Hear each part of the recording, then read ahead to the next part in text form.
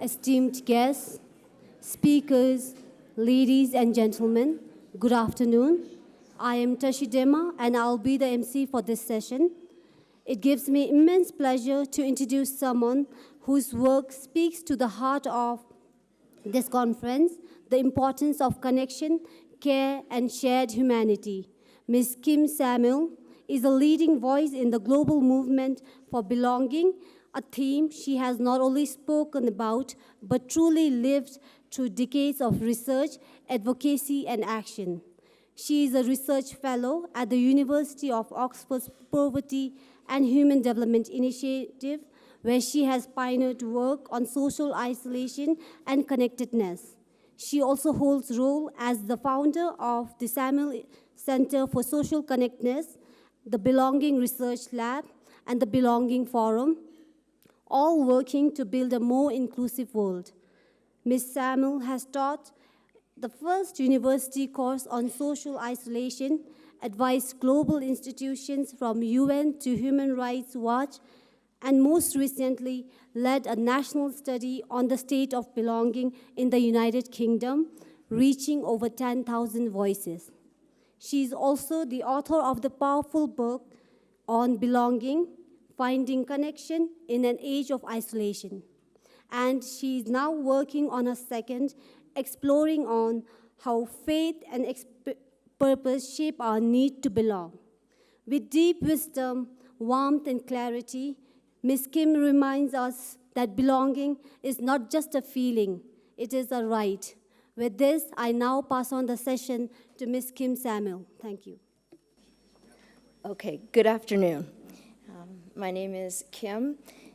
I come from Canada, and this is my first time in Bhutan. I can underline the word first because I hope to come back again and again. This time for me has been filled with joy and a much greater understanding of compassion and always taking into consideration all sentient beings. Just a couple of the things that I've learned and taken into my heart since I've been here. Well, I'm absolutely delighted to be able to chair this session this afternoon as we continue to delve further into our theme of science, meditation, and mindfulness.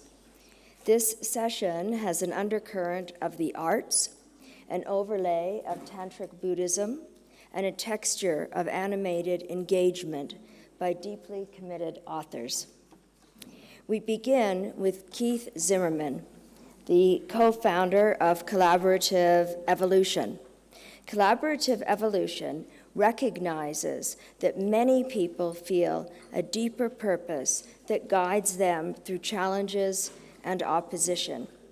It engages spiritual leaders, including non-religious and non-spiritual leaders, to help many individuals transition to a higher level of consciousness. Prior to Collaborative Evolution, Keith was a business leader, building a Bon cultural and meditation center in the Nepal Mustang Valley.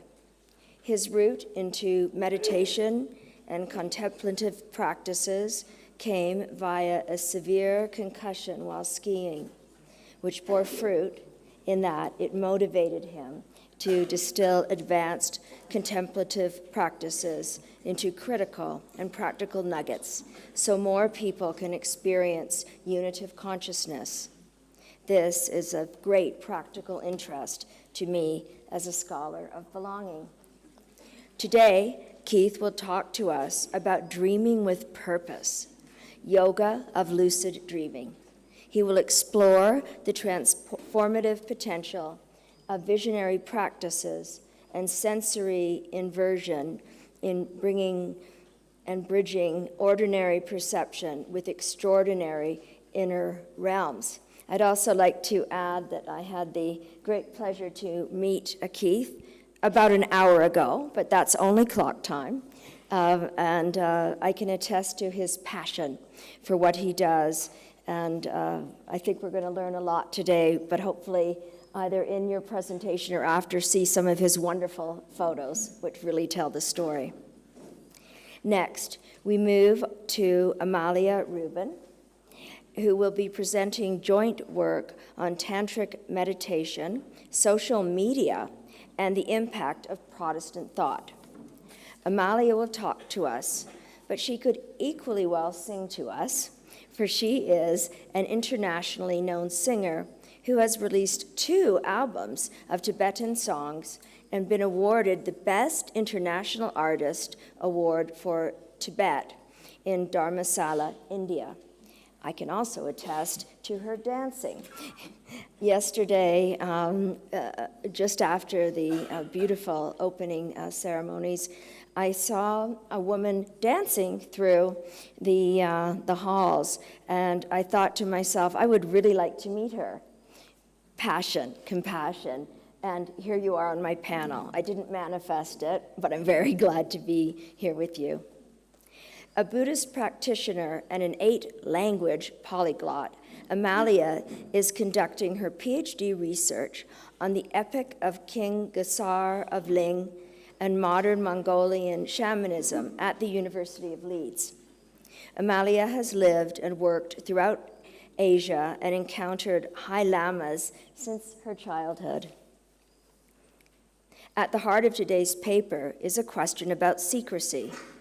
She will explore how to navigate the tension between the secrecy that accompanies Vajrayana teachings, yet invites practitioners to intensive practices and high attainments, and the radically democratic Protestant approach that discards intermediaries. Does this have a different kind of cost or a wider benefit? We look forward to her reflections.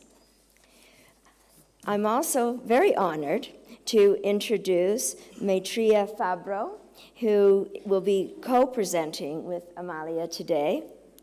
Maitreya is a student at Bard College in Hudson, New York, where she is completing a bachelor's degree in historic studies with a concentration in religious studies. For her bachelor's thesis, she is examining the history, etymology, and evolution of the term crazy wisdom, with a focus on the context in which it has been deployed, surrounding abuses of power in American Buddhist communities. Following the completion of her undergraduate studies, she intends to pursue graduate education in Buddhist studies with Tibetan language, focusing on the historical development of Buddhism in North America and the roles of women with American Buddhist communities. I especially want to recognize you here with us because you are one of the younger, probably youngest people that has spoken today. Of course, we had a question from His Eminence. I'm not asking you to match that, but to say that having the younger voice and the voice of the future here with us means a lot. And I wanted to say for you and Amalia to be co-presenting, well, I think it's going to be a symphony of some kind. I humbly ask the speakers to keep strictly to your allotted time. We have been hearing much of compassion, and the punctuality of your presentation will demonstrate compassion to the speakers that come after you in this session, and indeed across the day. We look forward to your profound reflections, and we ask you to share them concisely, compassionately, and with all the joy I can sense from where I'm standing right now. Thank you, and I'll first ask Keith to come and speak.